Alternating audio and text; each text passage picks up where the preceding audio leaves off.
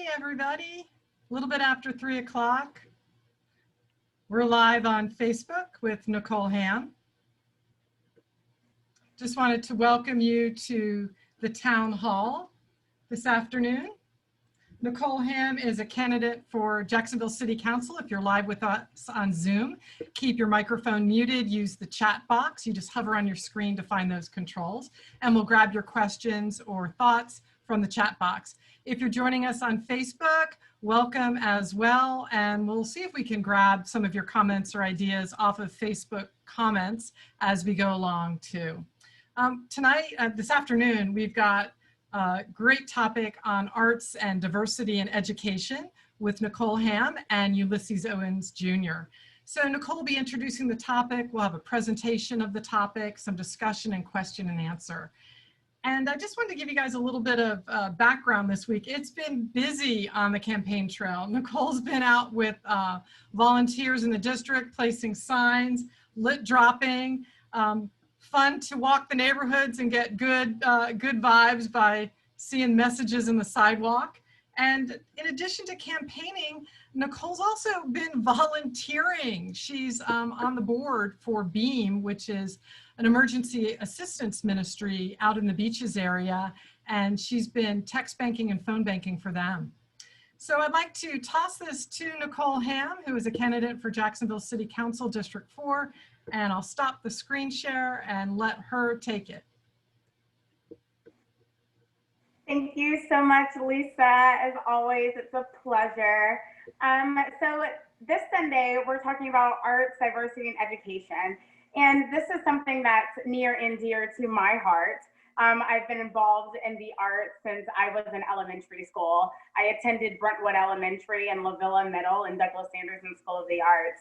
And I know we're in a time right now where we're trying to navigate education and our activities kind of being put on pause. And just also realizing the importance and how powerful the arts can be to our youth in their education, and really bringing a culture and diversity of inclusion that the arts brings us in a very powerful way. So I'm so honored today to have my personal friend, Ulysses Owens Jr. here. He is a fantastic human being. He's from Jacksonville. He's an educator. He is a teacher. He is a musician. And his presence in Jacksonville has been so powerful, even to the point where he's invested back in our community, building a nonprofit called Don't Miss a Beat that actively supports youth in the arts and diversity in education. It's an after-school program, and they have all types of activities. I actually worked there during a summer camp, which is how we met, leading part of the dance counselor team. So I'm just so excited to have him here and to have you all here to be in discussion about that. So a little bit about the arts in Jacksonville, first of all, is that we are a very cultured town. You know, the Northeast Florida Arts Education Association is actually in District 4 by Victoria Park near Southside Middle School. So it already lives in the heart of District 4. And we're also in School Board District 3 that has Douglas Anderson School of the Arts, where I attended, my personal alma mater. So, and we've seen how well the arts can support our youth, right? We're talking a lot in our city about prevention and intervention. And I'm a strong advocate that the arts is one of the best ways to do that, and to keep kids out of trouble and to keep them entertained, and to have them have a very different experience in their development. I was actually reading a report from the government branch of the arts, and there was this key finding about during adolescence, when a child is exposed to the arts and music, there is a 20% reduction in the likelihood that an adolescent would be suspended or taken out of school. And then there was a key finding in emerging in adulthood that they test higher in their vocabulary and are more likely to have a diverse friend group to where they can leverage their culture to create connection. And so we see in the actual statistics how powerful the arts is, and in a time and a period where we're seeing where we are not the same. We have something so powerful like the arts to hold us together and to teach each other that there's a beauty in being different, and there's a beauty in understanding inclusion and diversity. And so I'm going to pass it over to Ulysses to talk a little bit about his work, and especially the work in Douglas Anderson. They're at a really pivotal moment right now in reform and doing things better for our next generation. And that all goes back to supporting our community development and having kids being able to be good students, good friends, good neighbors, and a less likelihood of any mischief or delinquency in their upbringing. So Ulysses, I'm so excited you're here, and I'm going to pass it over to you. Cool. Well, I'm so thankful to be here, Nicole. I'm so proud of you. So incredibly proud of you. I remember when I was telling Lisa this earlier at Don't Miss a Beat, we started in 2008. And that first year I hired a bunch of friends. And the next year I said, okay, when I hire people, I need to make sure I get even more qualified individuals, but also young, really dynamic educators. And so I remember we put out a Craigslist ad, and we had all these different, amazing inquiries. And Nicole came in, she was incredibly bubbly. And also another dancer from Douglas Anderson, Tamara Holloway, incredibly professional. And so we hired them, and they were very dynamic, and they were really integral to shifting our program to the next level. So again, Nicole, to now see you go from, primarily being a dancer to then going to, college, and then now running for council, I'm just honored to know you and call you a friend. And you're, one of my famous friends now. And I look forward to just how this career of yours politically will continue to grow. So anyway, proud of you. In terms of my work in Jacksonville, I have really felt the burden and the call to come back to Jacksonville, like I said, as early as 2008, but that kind of began with my studies at Juilliard. During the time at Juilliard, when I was there from 2001 to 2006, I had an opportunity to travel as an ambassador for the school, and one of the places we went to was San Jose, Costa Rica. And during that time, they had us perform at a cultural center. And I never forget, I was there, and we're performing as a Juilliard Jazz Orchestra, and there's families there. They got Tupperware dishes, they're passing food around, and it wasn't this stiff concert hall experience. It was like family. And I always said, man, like, this is what I would love to create one day. So fast forward, I graduate, I leave, and I'm like, what now? And so I decided to come back to Jacksonville. I started teaching at Jacksonville University as an adjunct jazz drum professor. But still, something was like kind of missing. And so my family was also going through a major transition as well. Different relatives were going through early retirement from corporate America and, college professorships and all of that. So we were like, hey, we need to build a business, a mission that can help the community, because at that time, as well as now, we were dealing with a lot of crime. And when we started doing a lot of statistical research, we understood that the crime was coming from specifically children of color. And of those children, they were having difficulties in school. They would drop out, or I would say they would get suspended. When they would get suspended, no one was mentoring them. So when they came back to school, they weren't caught up with their work, and then they would drop out. So statistically, most of these kids that had dropped out, they were committing the crime. So we said as a family, well, how do we create a business out of this model that can help these kids? So we decided to create a program that kids would come to us, to a center. We would mentor them, educate them, also interface with their teachers, get them caught up on their work, and then they would go back to school, work well, graduate, and then they wouldn't miss a beat. So that's where the name came from. However, we didn't get approved. So that was like a huge blow. And we said, all right, well, what's next? So at that time, the Jacksonville Children's Commission, which is now Kids Hope Alliance, had a bid for a summer camp. So my family and I said, man, let's bid, let's do it. And my mom said, Ulysses, if you were to come up with a summer camp, what would that be? I said, well, what if we put these amazing kids in one space, we taught them about music, dance, and drama, and at the end, they would create their own musical. Well, we got the bid. And so 2008, Don't Miss a Beat set up at the Hollybrook Projects.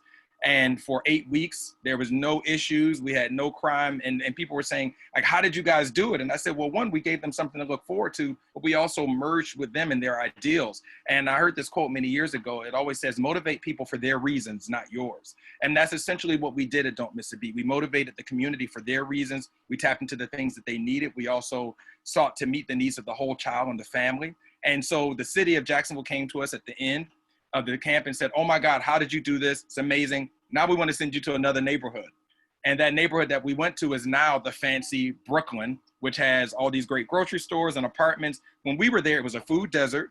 I remember being in town hall meetings, trying to lobby with different developers, trying to get them to come there and bring restaurants and, all that kind of stuff. And they weren't ready at that time. However, they are now. So I say all that to say I'm really honored to be in Jacksonville, and I navigate between here and New York City. And my real goal is to really use the arts as a bridge to create an opportunity for a better life for youth. And so, yeah, that's really what my role is. I will give sort of a couple of different statistics, and I'm sure Nicole may have some questions, or anybody else. And I love that Nicole stated some of those stats. A couple of things specifically about Jacksonville that I discovered in working with Dr. Tammy Hodo, who is one of my colleagues at Douglas Anderson, which I'll speak about that work. We started looking up a lot of statistical data that really showed the disparity between children of color and students of color and certain things that were offered to them in terms of how the system can kind of somewhat be built against them. And as I sort of give you a few stats, it was very interesting to me and how the arts could really solve a lot of these issues. So the first thing that was really important to know, and I'm kind of reading on another screen, is that Duval County Public School is the district is one of the 20th largest school districts in the nation, and it's the 6th largest in Florida.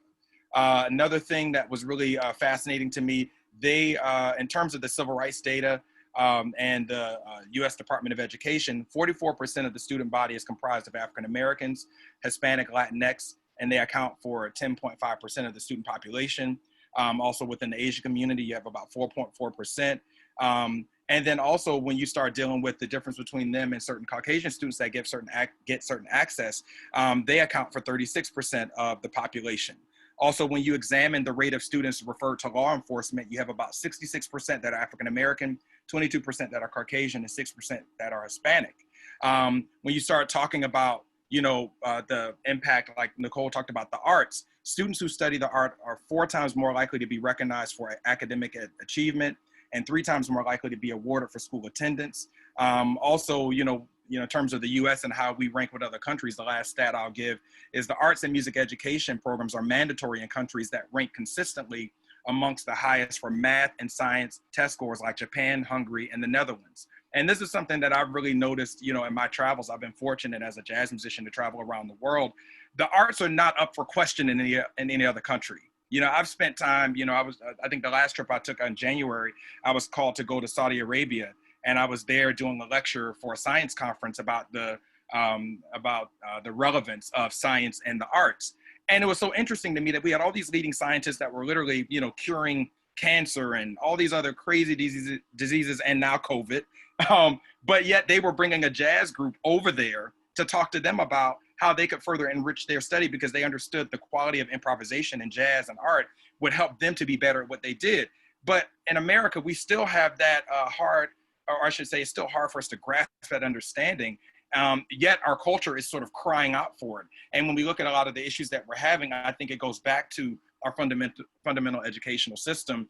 And even in terms of a lot of the political issues we're having and racial issues, a lot of that is because we are not putting children in activities that force them to think differently and access a part of their brain that also makes them collaborate and achieve collective success. So that's like my little rant regarding that. And the last thing I'll say in terms of what Nicole mentioned about Douglas Anderson, I don't know if many may know, but I think it was probably about a few months ago, there was an article that surfaced regarding the educational experience between Caucasian students and those that were African-American students, and how based on certain racial differences, one student from a certain culture was getting a certain kind of education and the other student was not. And so as a result of that, it sort of created a bit of a media frenzy and firestorm. And so I was just upset that Douglas Anderson, which is a place that I've gone to school and I had a great time, was mentioned in that light. So I called the principal, Melanie Hamer, who is incredible and a wonderful advocate for all students. And I just talked to her about it. And she said, Ulysses, we would really love for you to come on board and be our Jacqueline Cornelius Artist in Residence for this year. And so I would say, when I had a couple conversations with her and also Jackie Cornelius, I had to figure out what is going to be our entry point, right? I'm a strategy guy, I'm a business guy. And one of the things that I understand is that when you're solving a problem, another quote that I live by is, the only way you can solve a problem is first to be aware of what the problem is, right? And once you're aware of that problem, you're pretty much 75% on your way to solving that problem. And so I sat down with Principal Hamer and Ms. Cornelius and said, okay, what are actually the problems? And so you had problems that were presented by the students, you had problems that were being presented by the faculty, and then you had problems being presented by alumni, and then also by the community. And what we could sort of unanimously understand was that certain students were not getting the right opportunities. And I think a lot of it was certain staff and faculty members were not aware of their culture. And so they sort of created levels of excellence for different students to measure up to, and not giving other different students an opportunity. And so the first thing that we sort of attacked, if I can kind of break it down into a bullet point, was faculty and hiring. We wanted to really make sure that we created new opportunities for more diverse faculty to merge with already the amazing faculty that they have.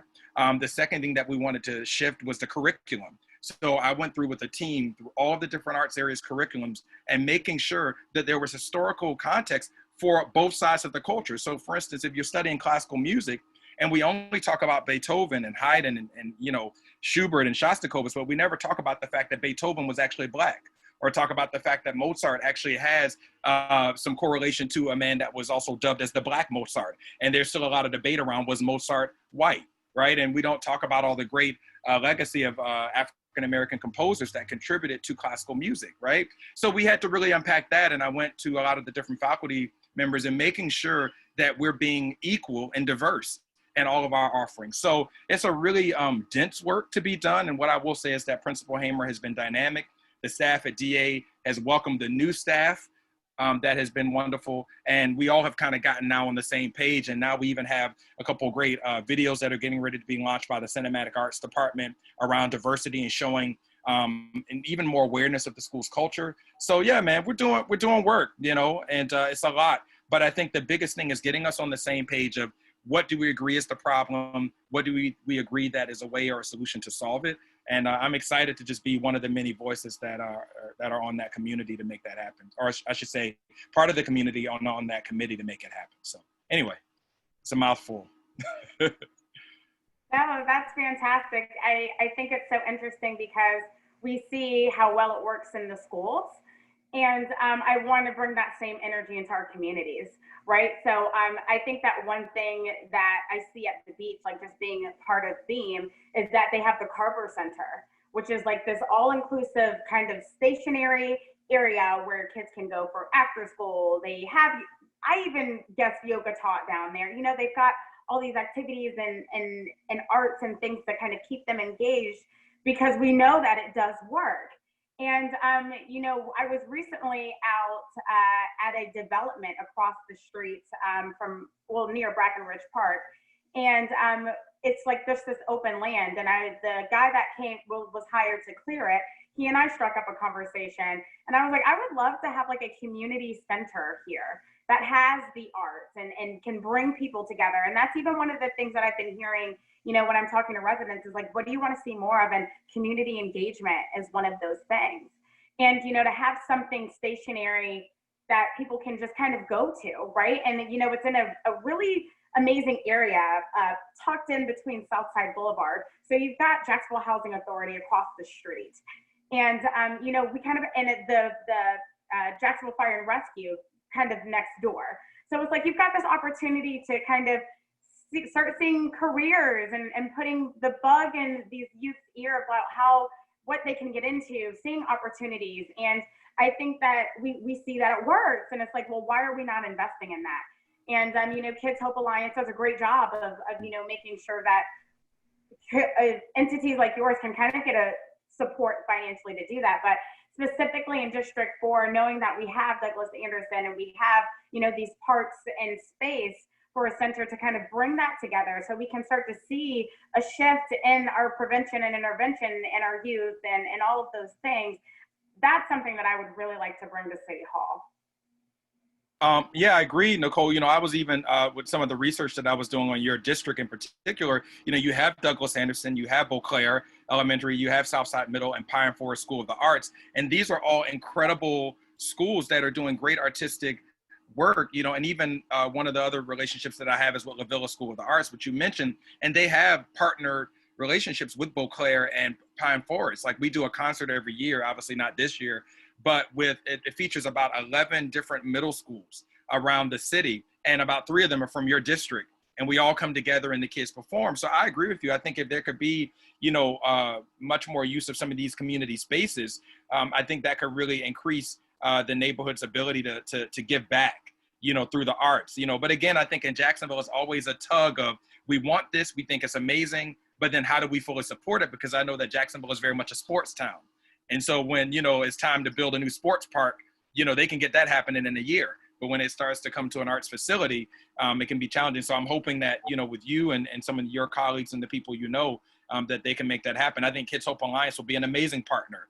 They help us with a major part of our budget to do what we do, So, yeah, I think, I love the idea of what you were talking about with that space. Already, I'm like, man, how can we get there and make something happen? Even if it's something small term, even if it's like a short term, pop-up event or arts event, or, the opportunities are endless that we could do there. Yeah, and we kind of spoke to that a little bit recently on Facebook. We had a couple people, actually ask, like, what does this girl mean at this concept of like equity and equality?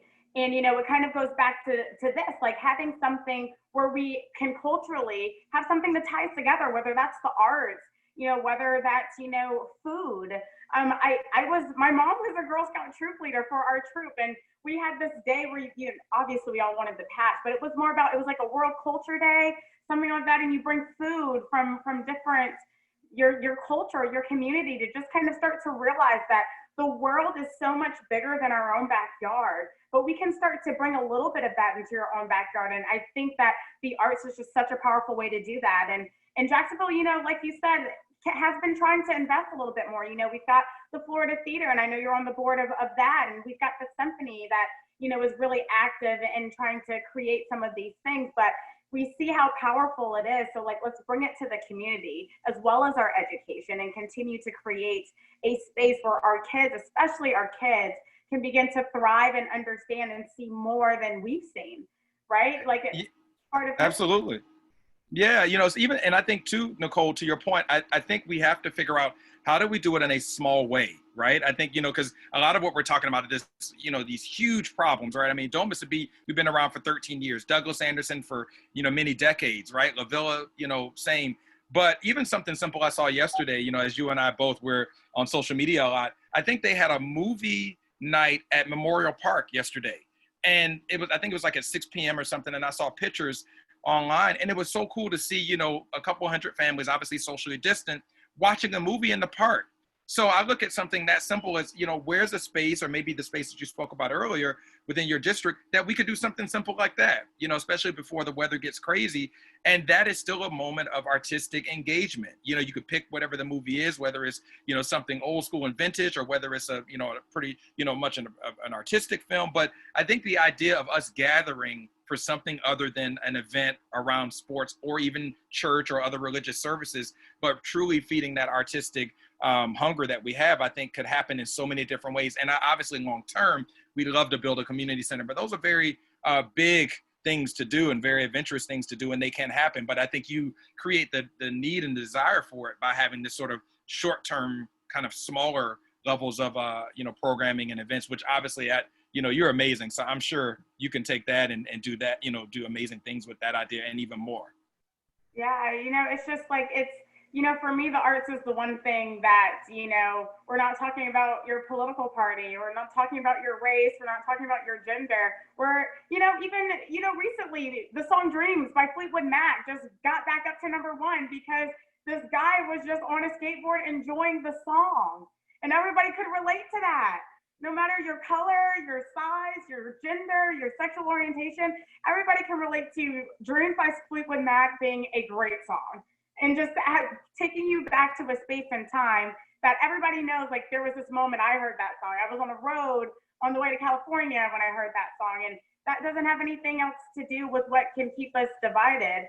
It's what brings us together. And the arts just does that in such a diverse and powerful way that I think anybody of any age can relate to. And to bring that into the community, we can really engage the community and bring people together that normally even want to be together, even if they're on the same zip code, right? Like, I live down the street from university, but if there's something at the Morocco Shrine, like, I'll go, like, everybody will go. We've got that thing, and I want to see that especially for our kids in District 4 in our community. So if Don't Miss a Beat can get some more city funding, I'll help with that, and we'll bring you over to the South Side. Hey, we're always open for a Don't Miss a Beat pop-up anywhere. you know, so I'm down for it. And even to, you know, one thing I'll mention very quickly, you know, you have Players by the Sea, which I think is further out in another district.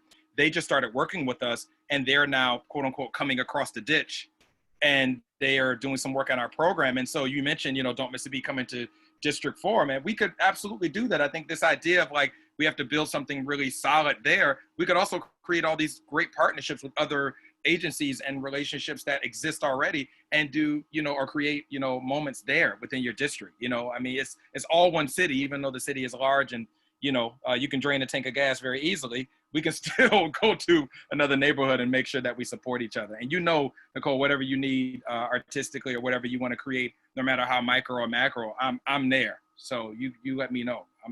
I would love to see things happen there. Absolutely. And you know what's funny is Chris from Players by the Sea actually lives in District 4 as well. So we can make it happen. So we got to make that. Yeah, we got to do that. Yeah, let's do it. Yeah. Yeah. So Lisa, are there any questions? No, and we're getting close to time. So I just wanted to jump in really quick. And anybody who's watching on Facebook, thank you for joining us. And I'm going to screen share for just a moment, because we would love for you to get involved in the campaign. As you just heard Ulysses and Nicole talk, how can you not be inspired and want to like be a part of something greater than you and make a shift that impacts other people's lives? And when you volunteer with Nicole's campaign, you immediately jump into that feeling of positivity. So you can let drop. We do that quite regularly. You can also phone bank and do power hours with us, including a special one with Nicole's mom, Lisa Hamm, who's here on Zoom with us. So if you've never power houred with Nicole's mom, you got a power hour with her and you'll feel good. You can also sign wave to help get the word out about Nicole Hamm, just so that people keep seeing her name and this energy of new things arising. So all that is at NicoleHamm.com. You can fill out the contact form on the homepage. You can also fill out a volunteer application. There's a page specifically for that.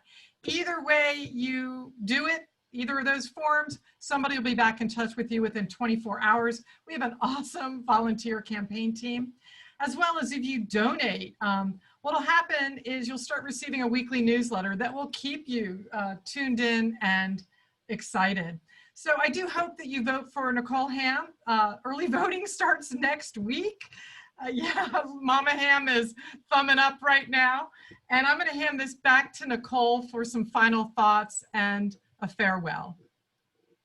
Thank you so much, Lisa. You know, and thank you, Ulysses. You've been amazing, and the energy and the power that you bring to Jacksonville is phenomenal. And you know, when I'm elected, I can't wait to support you and support the arts throughout all of our community, and especially start to bring some wonderful things to our district, and then we can start to see some positive shifts, right? Like that's the kind of shift we want. Absolutely.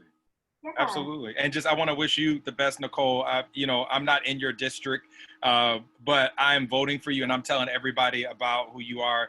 I'm voting for you, I should say, in my heart. But I'm telling everybody that can vote for you directly to do it, because I think what you represent in so many ways, and I you know, our time would completely run out, but what you represent in so many ways as a person, as a human being, as a powerful woman, as someone who is arts focused, who's intelligent, engaging, and these days we really need someone who matters and also teaches others that they matter, and that is genuine and authentic. And you're all of those things with 150% attached to it. So I'm proud of you, and I can't wait to see you win and change the landscape of what's happening for even, you know, with an even more positive direction. So really proud of you. Thank you so much.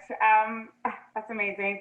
Well, you know, we are here every Sunday at 3 p.m. and I am just so inspired. And even though the election is a couple weeks away, we're going to keep staying engaged, and we're going to keep building this community. One of the priorities that I stand on in this campaign and in my life is community development. And we do that together by engaging in dialogue, and whether it's virtually or in person. So I'm looking forward to next week. And Thank you so, so much.